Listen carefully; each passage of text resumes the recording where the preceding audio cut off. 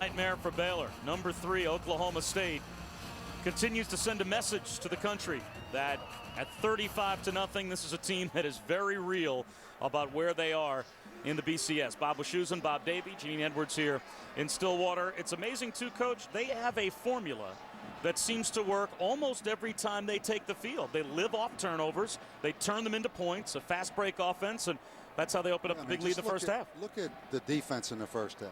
3 turnovers forced. 1 was on special teams, but 3 turnovers. They stopped Baylor twice on 4th down, which really to me is like a turnover because you changed possession. Basically, you can say that was 5 turnovers generated defensively in the first half. And to make matters worse for the Bears, Oklahoma State will start the second half with the football. Justin Gilbert fell down, got back up, and got hit inside the 5-yard line. Driven back in the end zone, but forward progress will bring the ball back out close to the 6-yard line. Herschel Sims made the stop.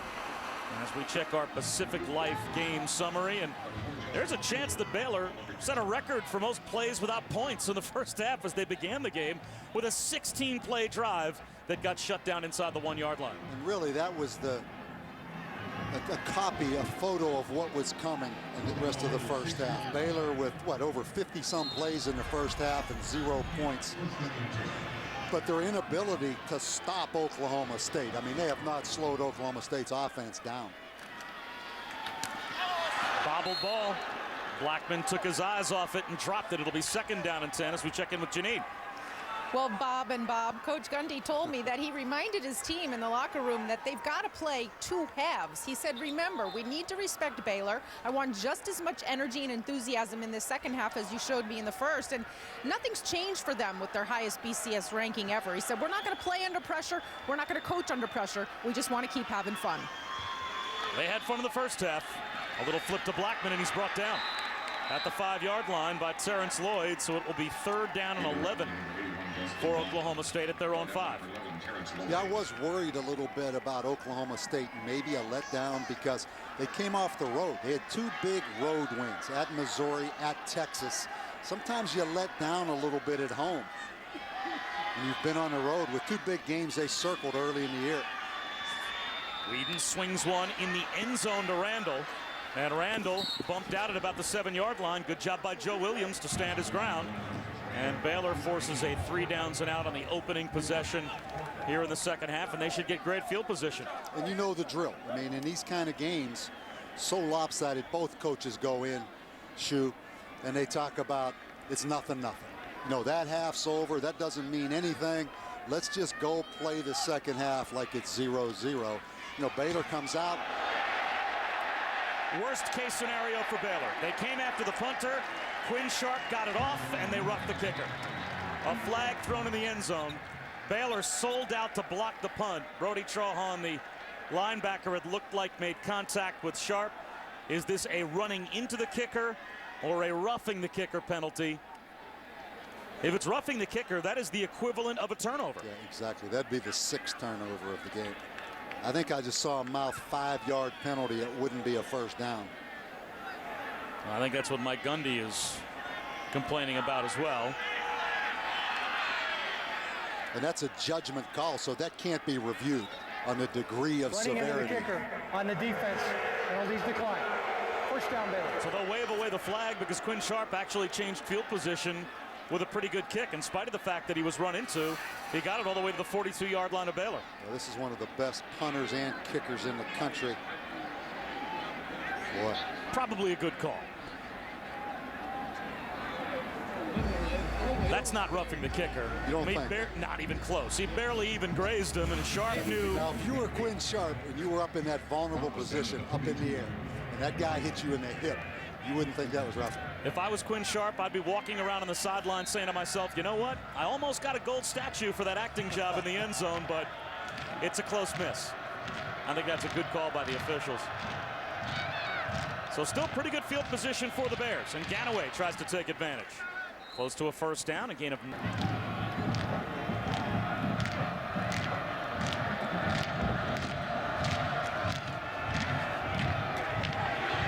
Tevin Reese has the first down, lost the football, The officials will say it's live. The ball wasn't blown dead, and it's picked up by Oklahoma State.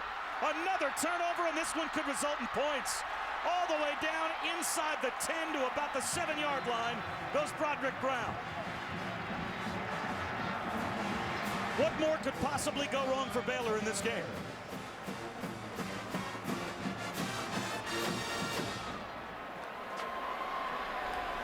Because at some point you say, the key is going to be, did the whistle blow? Let's listen in and see if we can hear it.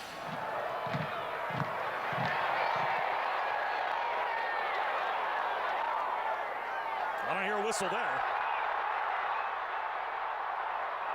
That's ruled a fumble. Everyone stopped playing. The Baylor sideline is completely stunned, and it's 1st and goal, Oklahoma State. And it looks like they will not even go to review to see. Another touchdown for Joseph Randall.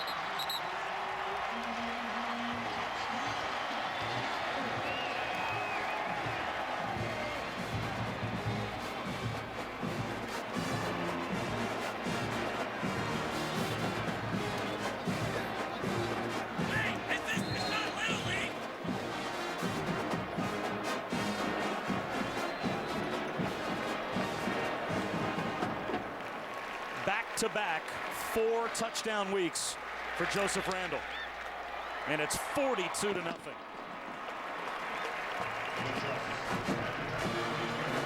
An advantage of them all.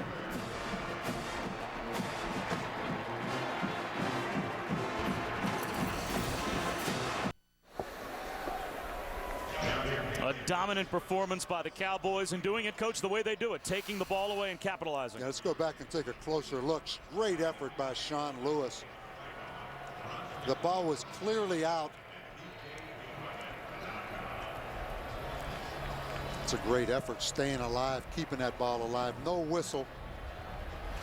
4th turnover of the day for Baylor, including 2 stops on 4th down. So it's really the equivalent of 6 turnovers in the game for Baylor. Antoine Goodley brought down at about the 28-yard line, and we take a look at what is upcoming tonight. 4 games in prime time across our ESPN networks, and of course the 2 road tests really. But Clemson, Stanford still undefeated. Both would have conference championship games to play.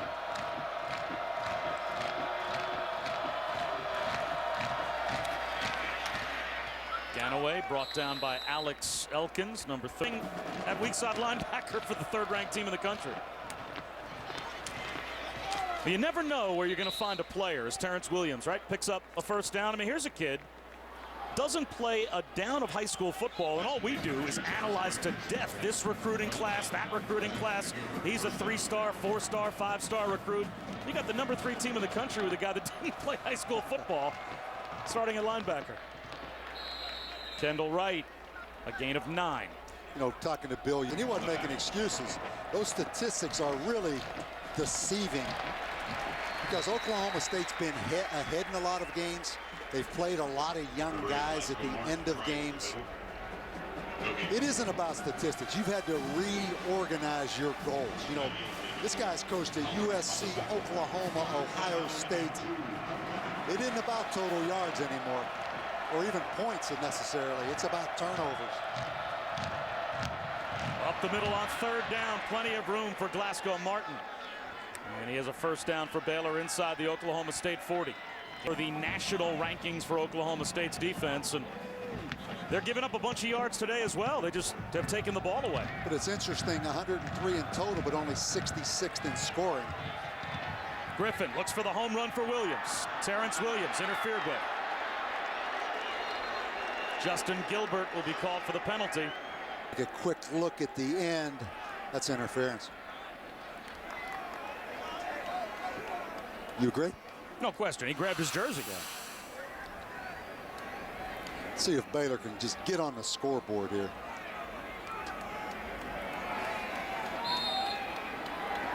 Well, we've been here before. Baylor just about inside the red zone.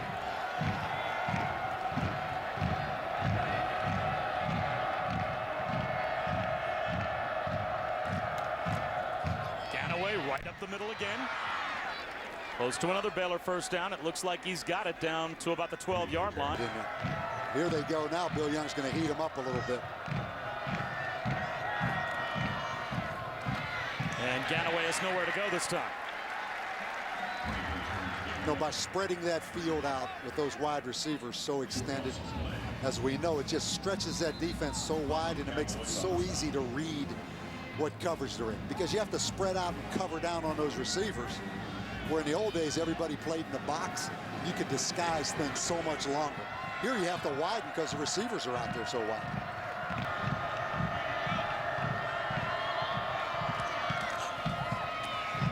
Griffin will keep it this time. Can't escape. Dianamade was able to grab him around the ankles and drag him down at about the 12-yard line.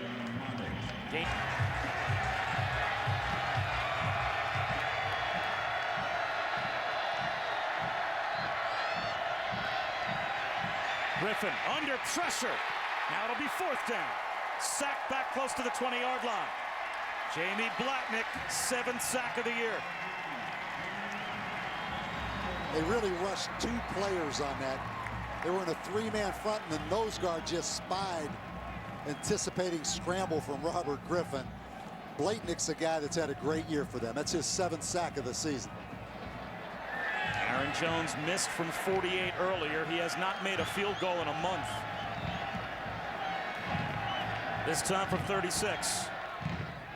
And Baylor is finally on the board. The Bears have to settle for 3 in the third.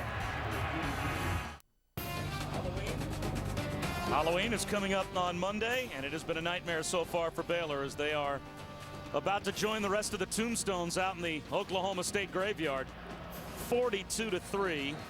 Yeah. Baylor finally gets on the board to squeeze back within 39 here as Oklahoma State's about to get the football back. It's Halloween, right? Halloween Monday night for you?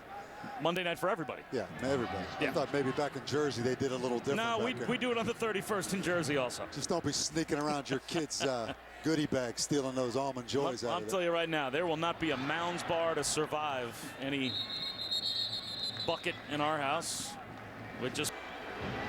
He's a run-first guy, but he feels disappointed sometimes if they don't throw it every down because they don't use all their weapons. Jeremy Smith breaks a tackle.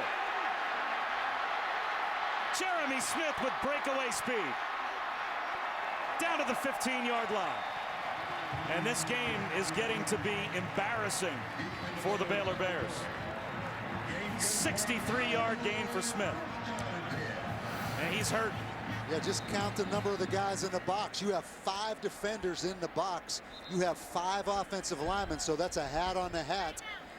And right now he just outruns the angle right there of the safety, Mike Hicks.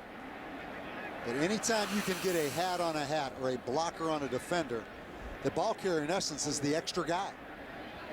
And with those big splits in there, I mean, it just caused a gaping hole. Smith shaken up on the long run. Oklahoma State has scored 5 more points than they've run plays. And they are in the red zone again. You know, this tandem of running backs here, Joseph Randall, Jeremy Smith, Todd Monken we talked about, offensive coordinator. It's hard to see him in there. But NFL background. We had an interesting conversation with him yesterday about Brandon Weeden and Brandon Weeden's potential to play at the next level.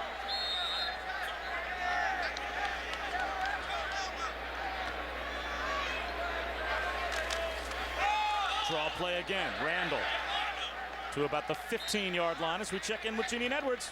Well, guys, you mentioned Todd Monken, and I can tell you that what the Cowboys offense has done since they were last on the field, absolutely nothing.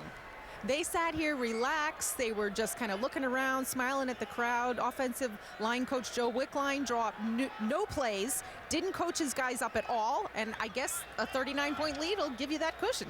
And 63-yard run later proves their point. Yeah, what's to stress about?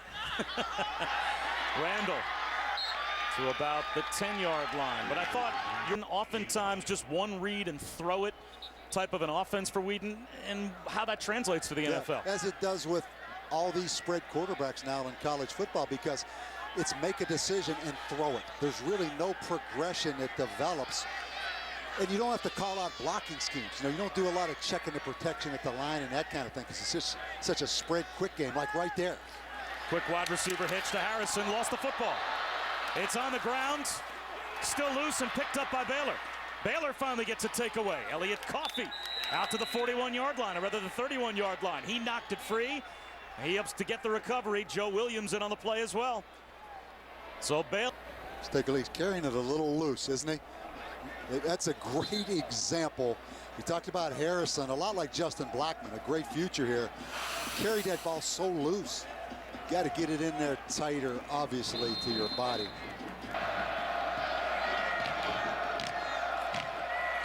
Griffin, high throw on the bubble screen to Kendall Wright. And that allows the Oklahoma State defenders to close. Markel Martin drops him for about a 4-yard loss. I think it's just overdone right now in college football. But if I was a head coach, I'd probably be running the heck out of that bubble screen. But that's the 9th ball thrown behind the line of scrimmage for Baylor today. Griffin over the middle. About 2 yards shy of a first down to Tibbet.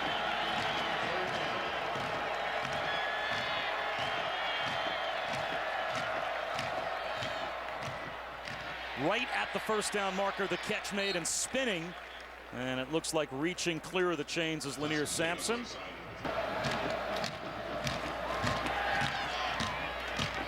Same play, same result, first down. That time it's Kendall Wright that makes the Cowboys taking the ball away and denying the Bears points. Baylor has moved the ball between the 20s, but they have self-destructed deep in Oklahoma State territory. And Griffin now a low throw intended. You come to a place like this and see the facilities and what this is all about here. Middle screen this time, caught by Terrence Williams. 4 seconds to make a decision to get the defense signal in. 3rd and 5 now for Baylor. Only one deep safety for Oklahoma State.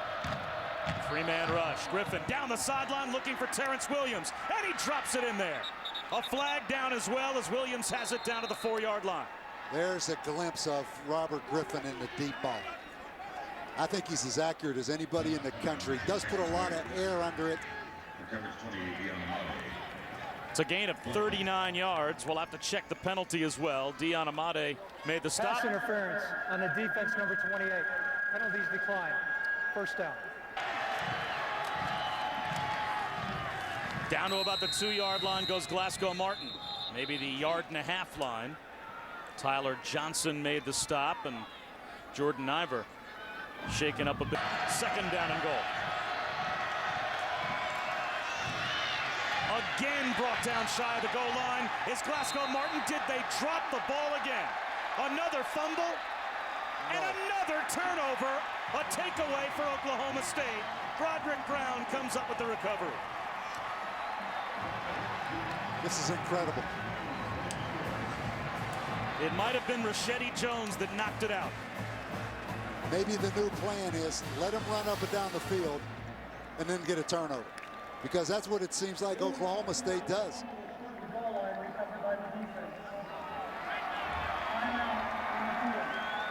There it is. You can make an argument he was down by contact. It's close, the right knee, but I don't think it was down. Great camera angle of it. Looks like there's a very good chance is under further review that Glasgow Martin was down by contact. They're making the official announcement now that the replay booth is going to take a look on whether or not Martin just fumbled the football down at the 1-yard line. We took a look while we were away during commercial and watched the right arm of Martin holding the ball, and it looks like his elbow makes contact with the ground and then the ball pops out. Right there. He's down. The ground cannot cause a fumble. He had possession until the elbow hit the ground. I think it's going to be overturned. Of course, I thought Justin Blackman's touchdown catch would be overturned as well. Well, you're but 1 for 2. We agree on this one. A one. little clearer, though. I think this one will be overturned. Yeah, we're going to agree on this one, which, if our first thought is right, that would make me 2 for 2. in replay reviews for the day, just for the record. Just in terms of After review, the ruling on the field stands as a fumble and recovery by the defense. They explained that one to me. I would need the replay booth to go a little bit deeper into their determination of whether or not Glasgow Martin was down. But you know, the bigger picture, I don't think I've ever seen a team defensively give as many yards and cause turnovers as the Oklahoma State Cowboys have done consistently all year. Blackman can't break a tackle. He's down at about the 7-yard line. Joe Williams was able to slow up Justin Blackman. In my opinion, maybe somebody touched that ball, but it looked like the elbow hit the ground and the ball came out. First down run by Joseph Randall. Well, if you think about it today, the ways on defense in about 5.5 games. That's unbelievable. So is this. Blackman has to come back for the underthrown ball, and he still breaks free to the 35-yard line. I know this. They tell their defense, Oklahoma State, if we force a turnover, our offense will score a touchdown. And it doesn't matter if it's on the 1-yard line or in the red zone. I mean, this offense thrives after those turnovers.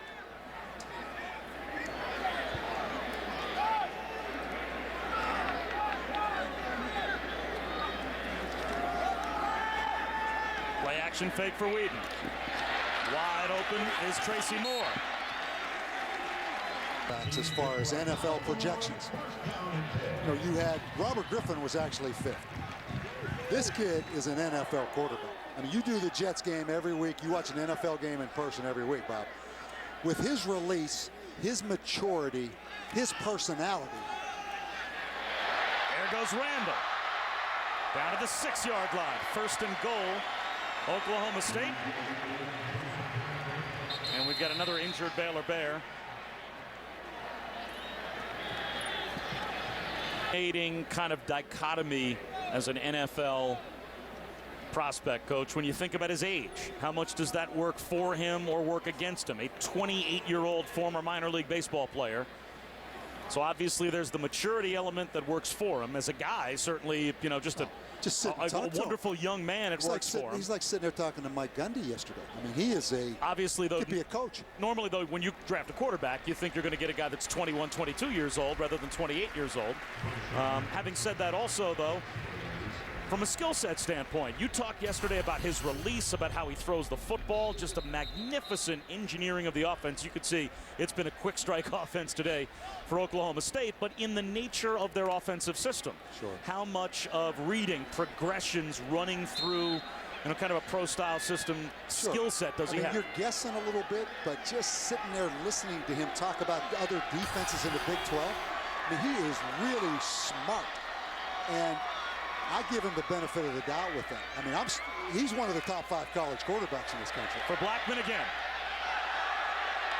It'll be second down and goal.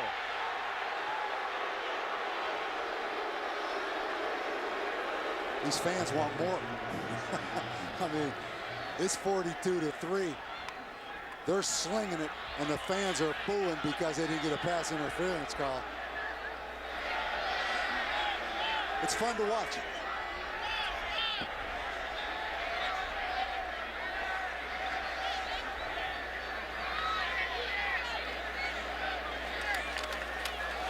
Randall looking for touchdown number 5. Gets to the 2-yard line. Sam Hall made the stop.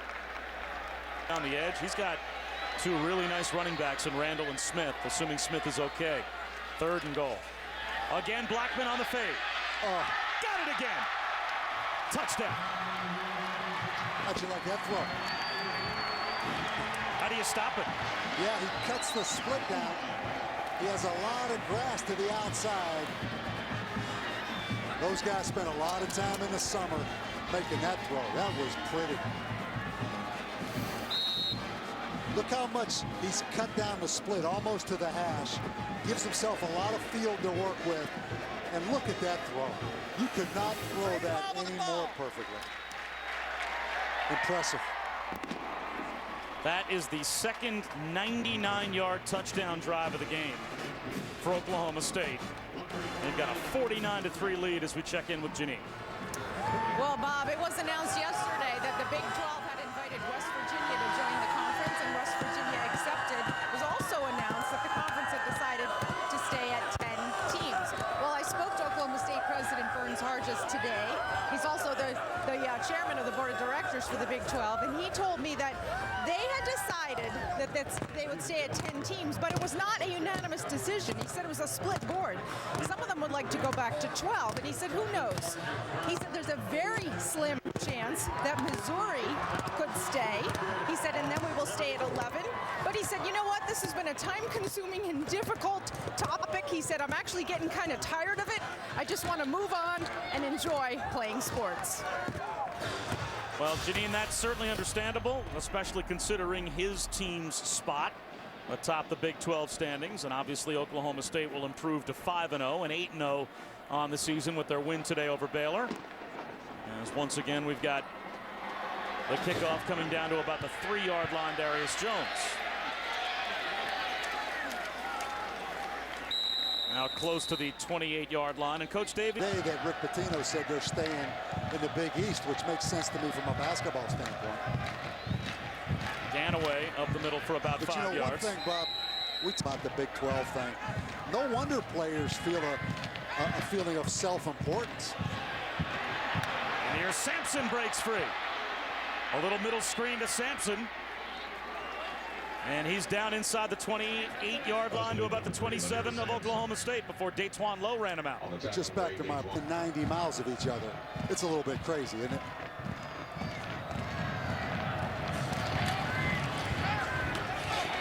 Another hitch. And picking up a first down.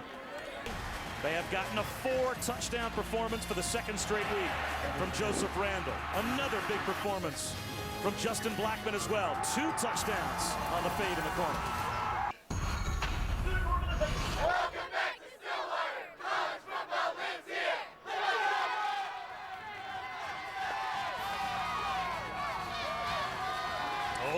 Oklahoma bit the number 3 team in the BCS.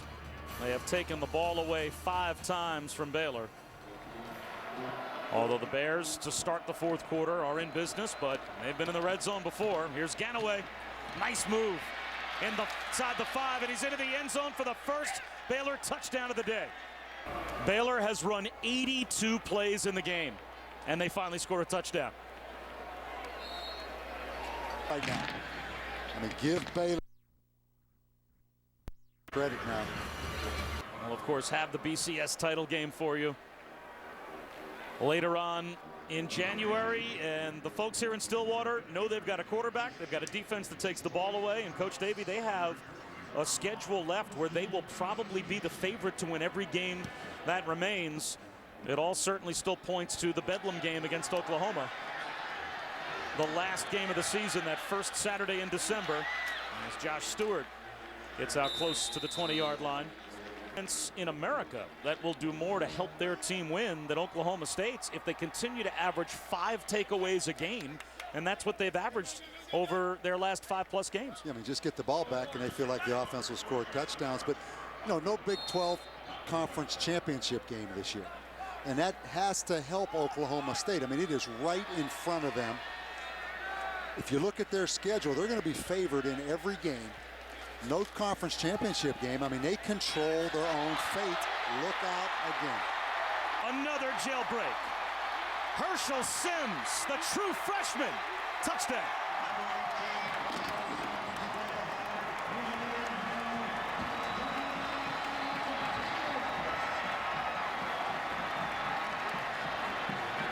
First carry, you go untouched.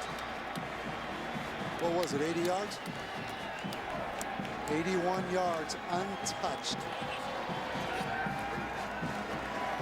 Got a feel, though, for Baylor. I mean, a lot of pride on that coaching staff. Phil Bennett, talked about before, one of the best defensive coaches in the country. That's tough. Oklahoma State has beaten Baylor 14 of the last 15 times these two teams have met. but rarely as lopsided as today. 56-10. Well, again, just count the number of guys in the box. That's 5 in the box. Oklahoma State with 5 blockers. Now watch how this unfolds. A hat on everybody. The back just patiently waits for the crease, and now you've got a great angle right here to make the play. That shouldn't be a touchdown. That's just poor angles. And now it's just off to the races. A young man highly recruited out of Texas. First carry goes 81 yards, but that shouldn't have been a touchdown. The top 25. What team that remains for Oklahoma State will they not be a favorite to beat? They're going to be a favorite in every one, but that will be a shootout in Lubbock, Texas. Texas Tech proved last Saturday night in Norman, they can move the ball. They are a very similar team to Oklahoma State. And Lubbock is a tough place to play. That game would concern me more. Well, they're all going to concern you. But the open date before Oklahoma, going to Lubbock would be the one that I'd circle right now. Just concern. Hesitation, and now you take a knee. Yeah, as long as that ball didn't cross the plane of that goal line. In the NFL draft, but if you look just at the numbers that Griffin has put up this season, very much coming into today in the Heisman conversation. But strikeout after strikeout in the scoring area, turnovers. Here's Kendall Wright. That Baylor would quite honestly play better. They haven't played very well. In stride, midfield, Terrence Williams. He might go. Touchdown.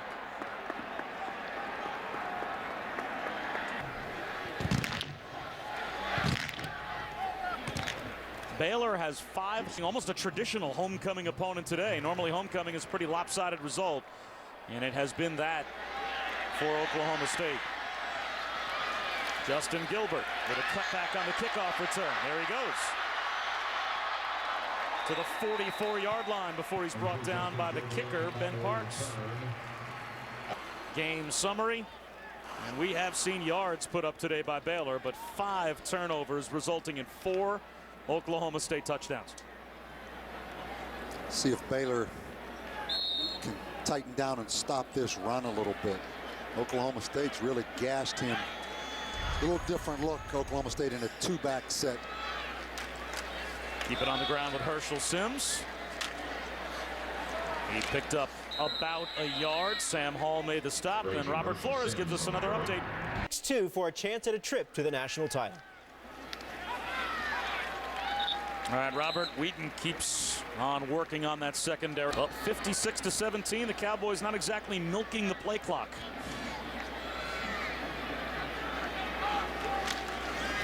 Herschel Sims with a first down. Got it by a half yard. You know, very interesting talking to Mike Gundy. And you were talking to him about the goal of this tempo of offense. And he said, we want controlled chaos. We want to put pressure on the defensive play caller, and we want to eliminate the ability of a defense to wristband us. Yeah. Great point. Sims again. About 7 more yards. But what's the goal there? Could you actually get a defense that would have the inability to look down at the wrist? They've had it happen. Tulsa tried to call defenses off the wristband. And for fans at home, what we're talking about, you put all your defenses, just like the offense does, on a wristband. And the defensive signal caller signals in wristband 22, and those kids go down to 22 and read. But the print's so small that it takes time to read it. And they go so fast tempo that the ball was snapped 10 times when Tulsa's kids were looking down at the wristband. Whedon throws that one away. Over the head of Charlie Moore. Crowd looking for a flag as Moore got tied up with Mike Hicks. But the tempo, and obviously now they're slowed down a little bit. But when you give the defensive coordinator 4 seconds to make up his mind and then signal the defense in, and you have kids look down at the wristband and take their eyes off the field, that's a liability. It's taking the wristband out of college football versus these spread up tempo teams. 3rd and 4, they'll run it again with Sims. And he's got another first down. about him getting injured. He's going to get rid of the ball so quick and hand the ball off. We'll talk about up-tempo. Here's Sims again. Yeah. I mean, this would be a good time, obviously, to get the backup quarterback, Clint Shelf, in the game.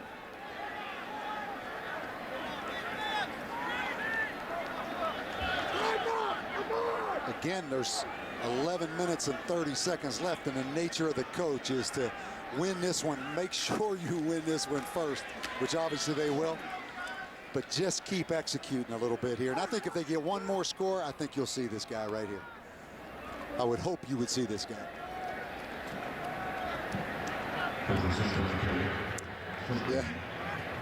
Yeah, the way this game's gone now in college football, you got to get to the 60s before you put the backup in. Used to be the 30s or 40s, now it's the 60s.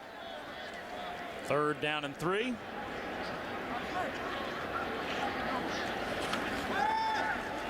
And there is a first down completion to Colton Shelf.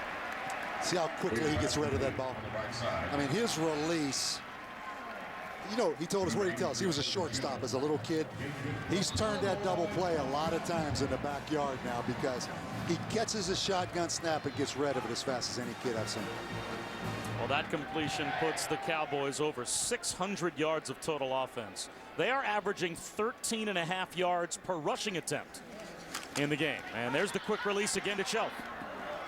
Colton Shelf's a former walk-on.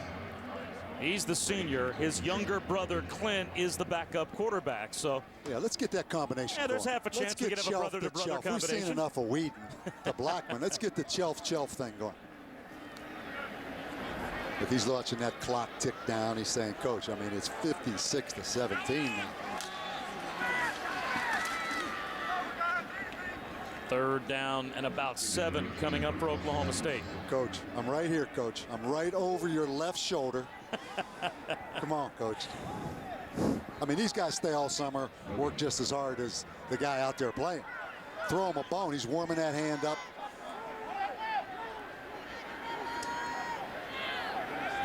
Saying I could hand it to Herschel Sims just as well. Coach, I promise I won't screw it up. I'm not going to let him come back from 56-17. You can trust me. Whedon on 3rd down. Deep one to the sideline and a drop. And that's the older Shelf who couldn't hold on. Now it's 4th and 7. Yeah, watch his release, Bob. I mean, he a lot of times doesn't even worry about the laces. You know, everybody, like when you were a little guy learning to throw, you line those fingers up on the laces. On the short routes, he just catches and throws it. Doesn't even worry about that. So a 36-yard field goal attempt for Quinn Sharp. Here's another thing they have going for him. This kid is a heck of a player, this kicker. He does it all. He's the punter, the kickoff specialist, the field goal kicker. And he is now over 85% on the season on field goal attempts. On top 58-17 in Manhattan, Kansas. And it's 59-17. Cowboys over the Baylor Bears. And another knee taken. It's these offenses. They're having fun down there if you're a Cowboy. It's good stuff. Tipped ball on the screen attempt to Kendall Wright.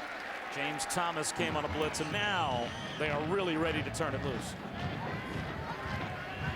Griffin flags down. Same pattern that resulted in a touchdown for Terrence Williams. The last possession. Time hold. 10-yard penalty. 2nd down. One of those defensive linemen was lassoed in there. Came down to the last 4 minutes. Robert Griffin threw his first interception of the season. Down on his own end, as this time he finds Tevin Reese. And that turned out to be what caused the game-winning field goal to be kicked by Kansas State. But Briles said leading into that game, when Baylor was 15th, they had that big win over TCU. They were the top-scoring offensive team in the country. And I asked him about being 15th as his team now faces 3rd down and 11.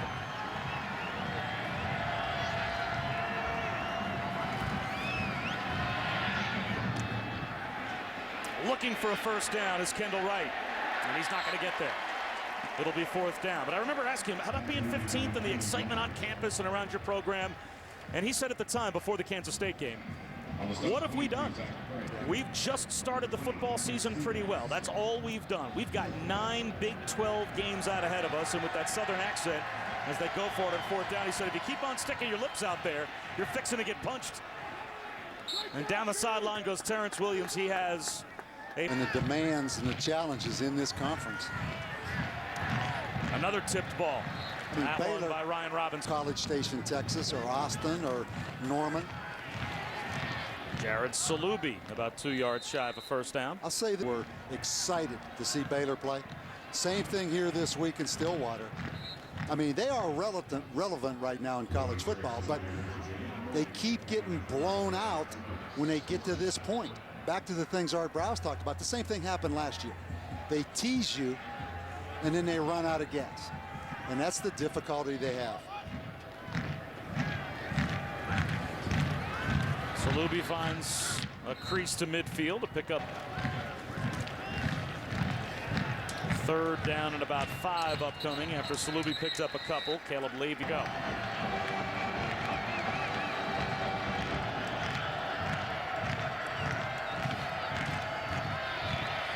Griffin with a strike thrown. That's good for a first down to Terrence. And by Oklahoma State turned the entire feel of this game around. And then a fumbled kickoff return that resulted in another quick touchdown as Kendall Wright makes a tough catch popped by Zach Craig. We do the coach speak every week. Face before you smell it coming.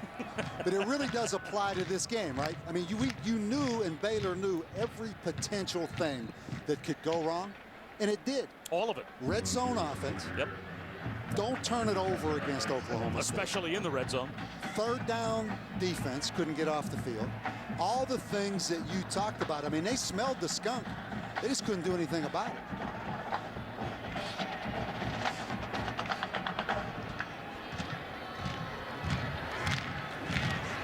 Griffin sets up the screen. Wide open to Ganaway. And Ganaway's down to about the 11-yard line. They're going to end up with about 600 yards offense in this game. They have it now. Tevin Reese to about the 6-yard line. They've already gone over 600 yards of total. Obvious what they've been doing. They're rolling from a turnover standpoint. And, you know, defense, I mean, Baylor did fake the punt on them. You know, Baylor went for it 6 times on 4th down. Obviously, Oklahoma State's up 59-17. But we had a coach speak this week as well.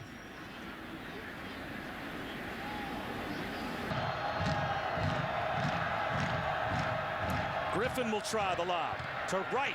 Jump ball for Kendall Wright. That's got to be offensive pass interference, doesn't it? A flag is down. That's Wright offensive. made the catch, and it will go against Wright. Pass interference on the offense, number 1. 15-yard penalty. 2nd down. This one's pretty obvious. The ball's in the air. I mean, the defender has a chance to play it as well. Watch Kendall. They pushed him and knocked his shoe off. You got to give that defensive guy a chance. This game's tough enough. I would call the shoe incidental contact, but I agree with you. He could have taken the ball and turned this game into college football overtime. Just keep putting the ball on the 25-yard line. And there's a drop. As Wright couldn't hold on or check that. Williams. They either failed or turned it over. Griffin just throws one up for grabs. Another interception. Flag down in the offensive backfield. Larry Stevens gets the pick. And Griffin is shaken up. On a defense, number 50. Contacted the quarterback's face mask. Half the distance to the goal. First down. That's the 3rd time Oklahoma State has been called for a roughing the passer penalty. And Mike Gundy disagrees. Good call, though. Blatnick got his hand up on the face mask of Griffin. Yeah, I think the fans, if they'd have called face mask, would have understood that maybe a little bit better than roughing the passer. I mean, it clearly was a face mask penalty. Well, the referee did say that. Yeah, he said did. It's roughing the passer, contact to the quarterback's face mask. That's what I'm saying. I mean, but I think there would have been less aggravation by the fans if, in fact, it was a face mask, because it was. Lasco Martin to about the 6-yard line.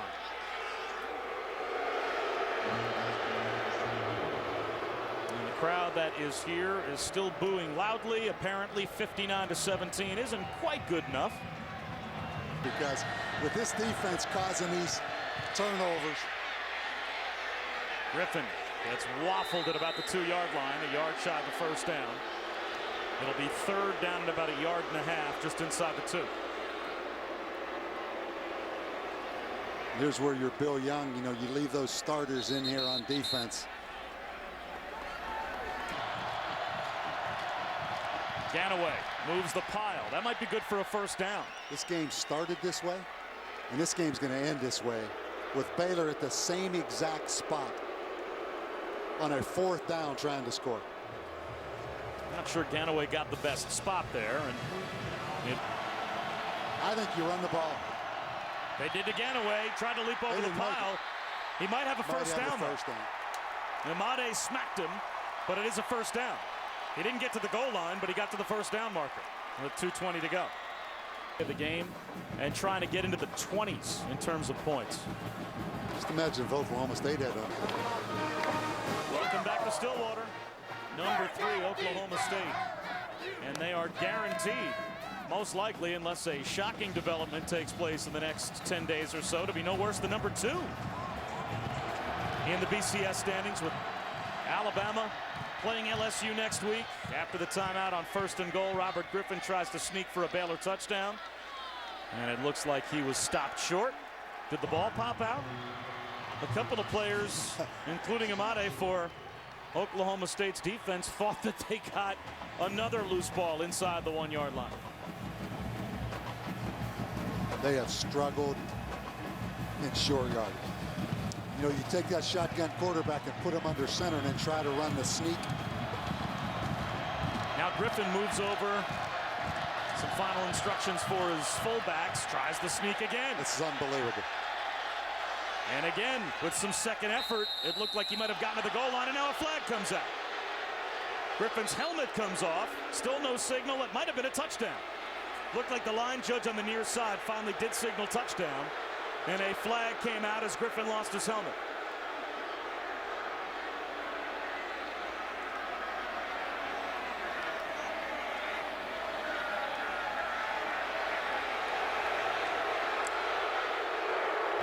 Touchdown is good. After the score, personal foul, unnecessary roughness on the defense, number 22. That penalty will be enforced on the kickoff. Well, you can get ready for the onside kick now. At 59-23.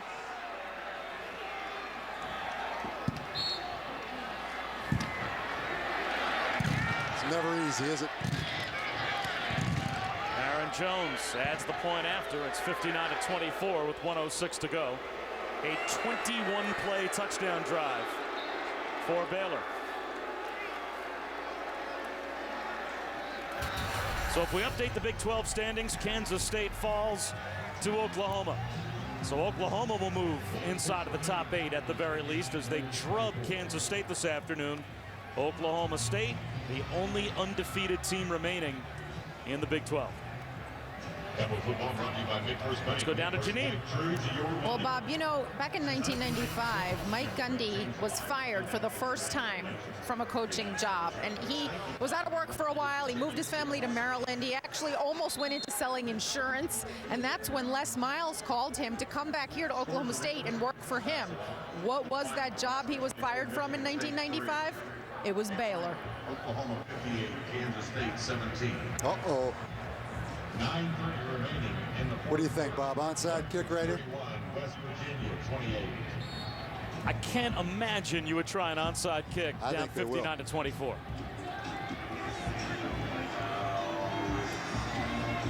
Yeah, you might need this onside kick later in the season.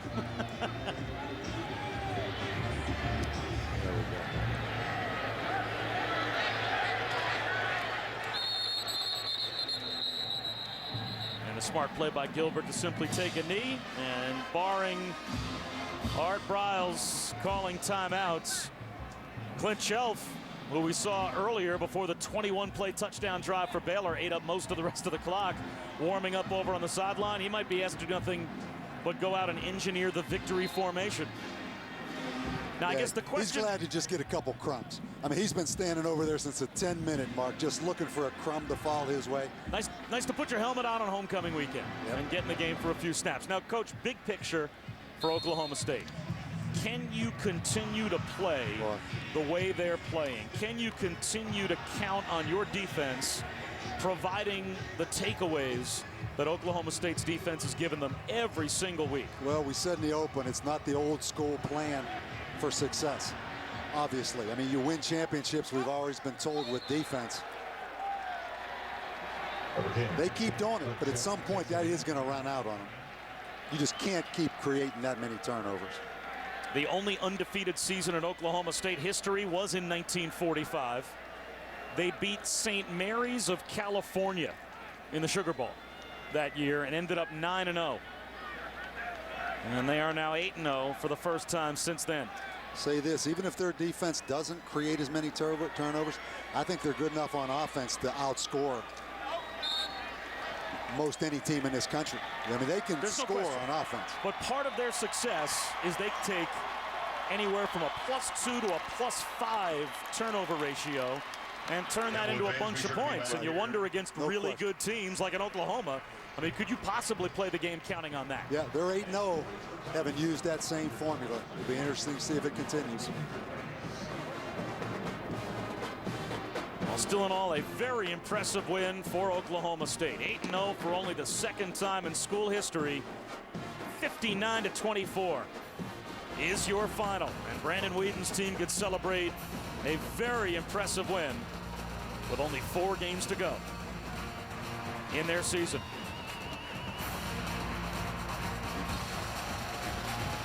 And speaking of 4 games, we've got 4 more really good games for you from Stillwater. Number 3 in the country. Here come the Cowboys.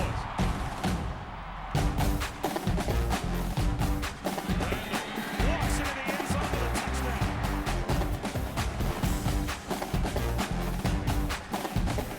Wide open in the right flat. Costello. He walks into the end zone with an Oklahoma State touchdown.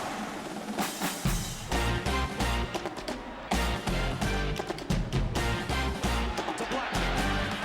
He makes the catch. St. Anthony Game Day with Bob Erzik and the Sports Extra team. And we've got a lot of very happy OSU Cowboys fans leaving Boone-Pickens Stadium after a huge 59-24 victory today for OSU on homecoming over Baylor. And Bob Erzik alongside Daniel Holdridge for our St. Anthony Game Day post-game show. And what a game it was for OSU as the Cowboys just routed Baylor 59-24. I think that score is actually much closer than the game really was. Yeah, you're right about that. Oklahoma State just really dominated this game. A lot of people thought that Baylor would be able to put up plenty of points to make this a contest going into the fourth quarter, but that absolutely was not true. Oklahoma State on offense and defense dominated this entire football game, proving why they deserve to be third in the BCS. Yeah, the turnovers were incredible. 5-1. That was a huge difference in the game. We'll talk about that. We've got plenty to talk about here as we take you up until 7 o'clock here on the St. Anthony Game Day post-game show. This is what we have for you on our game plan. RG3, Robert Griffin III. We'll take a look at what they did today and break down their stats and numbers in this one. We'll also hear from head coach Mike Gundy as he talks about this victory. And then we'll look ahead to next week. What is coming up for OSU? So OSU sitting alone atop the Big 12 Conference today. And who would have thunk it after OU lost last week to Texas Tech? OU, by the way, also a winner today in big fashion. But we're talking OSU here today in a huge blowout. Yeah, absolutely. I mean, Oklahoma State, they have said for years that they want to win their first Big 12 championship. They're in a great position right now. Obviously, with Oklahoma losing, they control their own destiny, not only with the Big 12, but also with playing for a national championship. So a dream season right in front of them, and they've done a great job to this point. Now they got to continue that against really a very difficult part of their schedule coming up. Absolutely, and we've got a ton of highlights to show you from first through fourth quarter. So why don't we start things off? It was a big day, obviously, here at Boone-Pickens Stadium as the Cowboys came out of the tunnel sporting their gray helmets and pants with their orange jerseys in front of the homecoming crowd of 58,274, the second largest ever in Boone-Pickens Stadium history. Baylor on possession here. You see the pressure by the Oklahoma State defense on a 4th and 6. RG3 picks it up 8 yards to Kendall Wright for the first down. Then later it's 4th and goal on the 1-yard line. Baylor trying to take an early lead, but running back is stopped by Sean Lewis. Oklahoma State's defense came up big, especially in the red zone opportunities, Bob. No doubt about it. And OSU then would get the ball, and they would march all the way down the field as Brandon Whedon hooked up with Justin Blackman for 15 yards down to the Bears' 6-yard line. Blackman had 4 catches for 52 yards on that drive alone.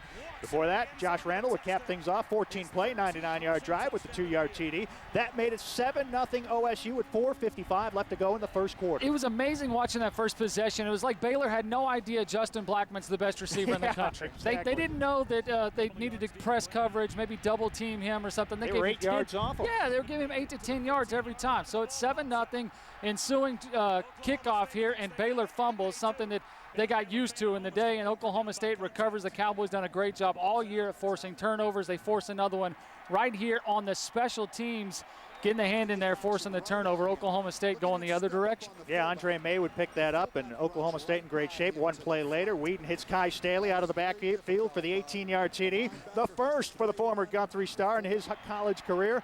That made it 14-0. 2 touchdowns for OSU in just 18 seconds, and the route was on. You got to feel good for Kai Staley as well, a guy that deserved to score a touchdown and have good things happen. Then defensively, Oklahoma State once again coming up big. Robert Griffin III obviously did not want to run the football as much as maybe some expected. James Thomas there with the sack. And then just 3 plays later, Joseph Randall finds a hole, and he is gone. 62 yards for his 2nd touchdown of the game. That made it 21-0 after 1. The Pokes offense on fire early on. 21-0. I mean, in a game that a lot of people thought this is going to be a close game. Yeah. This could be fun to watch. The spread was only 14. They're up 21-0 after the first quarter. All right, let's move on to the second quarter. Baylor trying to get something going on offense. They got 3rd and goal at the 5-yard line. Robert Griffin trying to hook up for a touchdown, but look at Justin Gilbert. He has had such a great career just through 2 years here in Stillwater. The interception in the end zone, and he's got dreams of a touchdown. He brings it out, doesn't quite get it to the touchdown, but goes to the 27-yard line, and Oklahoma State's offense trotting back out there again. Yeah, that was Baylor's 2nd turnover of the game, and only the 3rd interception that Griffin has thrown the entire season long. But then the next time Baylor had the ball again, and they were threatening deep in OSU territory. This time, check out Robert Griffin trying to get the first down, but he comes up short, and the Cowboys get the ball back again. That Cowboys defense did a great job today on 4th and short and getting that ball back, and they do it right there again. No variation in their play calling. I mean, up the middle. No. Robert Griffin up the middle, running back up the middle. Wasn't very, I guess they could have done a better job of that. Yeah, and then here you see Whedon hooking up with Blackman, breaks a tackle, takes it 33 yards all the way down to the Baylor 17. Justin Blackman had himself a monster day. Absolutely. And then on 4th and 1, Whedon 8 yards to Blackman. I mean, the fade pattern between those two, the chemistry between these two, unbelievable. They would actually review that, but it was called a touchdown. It's 28-0 Oklahoma State. Yeah, Blackman had 9 catches, 114 yards, 1 touchdown, Look and at that was in the first half. I mean, you're going to see that in the NFL for years and years and years. Very impressive. He's going to be a great one. But then on Baylor's next possession, here's Griffin again, and he gets picked off again, this time by Daytwan Lowe off the tip, and he's going to return it 34 yards in the Baylor territory. That is the 3rd turnover of the game already. RG3's 2nd interception of the day. Oklahoma State, #1 in the country in turnover margin, and you're seeing the highlights. Yep. You're seeing why it's bend, don't break defense. And Oklahoma State fans may not love it because you give up a lot of yards, but they're not giving up a lot of points. And then Oklahoma State on offense, Brandon Whedon, look at the pass up top to Tracy Moore, 38-yard gain all the way down to Baylor's 18-yard line, and that would be finished off with another Joseph Randall touchdown. 7 yards on this one. It is 35-0, and it's all Orange power as they go to the break. Yeah, that caps off a 3-play, 55-yard drive. 111 yards rushing on just 8 carries for Randall in the first half alone. He himself also had a great game. Now we head to the 3rd quarter at this point. Baylor's opening drive. Devin Reese, watch him make the catch over here, and then he's going to cough up the football. Now this was a real strange turnover. The ball is just laying on the ground. Broderick Brown, great job on the spot, picks it right up, and he's off to the races. He's going to take it down, the 4th turnover day, 47 yards all the way down to the 7-yard line. OSU number 2 in the country with 24 turnovers forced coming into this game. They forced 5 more today. That was one of the huge keys in this one. Yeah, Sean Lewis forced that fumble. He's done a great job at the linebacker position for the Cowboys. So, of course, they got the ball on the 7-yard line. What do? You hand it off to your running back, the star of this team, really. I mean, the guy that's just been coming up huge day after day, Joseph Randall, 7-yard touchdown. It's 42-0, and Bob, as I said, they only played the rest of the game because you have to. Yeah, exactly. Randall, 4 touchdowns today, 4 touchdowns last week. He's just been incredible here just the last couple of weeks. After Baylor kicked the field goal, I have no reason why. 42-3, Jeremy Smith busts loose here. A huge hole. He's going to go 63. Ball for the most part. I know Michael Harrison turned one over. His ball security wasn't very good, but it's a good win for us. So guys will be able to enjoy it this evening and get back to work tomorrow. How's this defense been able to make so many plays down the line? I'm not sure. They just seem to find a way to make some plays at certain points, and they rally. They've got some heart, and I think they played. I don't know that Baylor had a touchdown until the 4th quarter. I'm not sure, but so they just do a nice job playing hard. They run to the ball and play hard. You mentioned the goal line stand to start the game and then to go 99 yards and score. Just what did that series of events do? Well, really a big momentum swing. That they're this far from scoring on a couple plays, and you stop them, and then offense comes out and goes 99 yards, hits a couple 3rd down conversions, and so there's a really big momentum swing to start the game. You've had 2 99-yard touchdown drives today, and earlier this season you had one against Texas where you struggled with the safety, you had a hard time getting out, but this time you guys really established a rhythm. Can you talk about how you really use that to move down the field? Well, we learned a lesson offensively against Texas, and so as a staff we discussed what we needed to do, what we thought we were most comfortable with, and if we got in that situation again, how we would approach it, and that's what we did today. We need to run our offense. I mean, our offense is set up. I should say it's not set up to load a bunch of people inside and start trying to run the ball off the 1-yard line.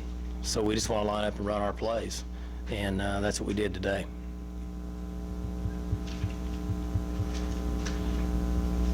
Any update injury-wise on Cooper, or he seemed like he played one snap there?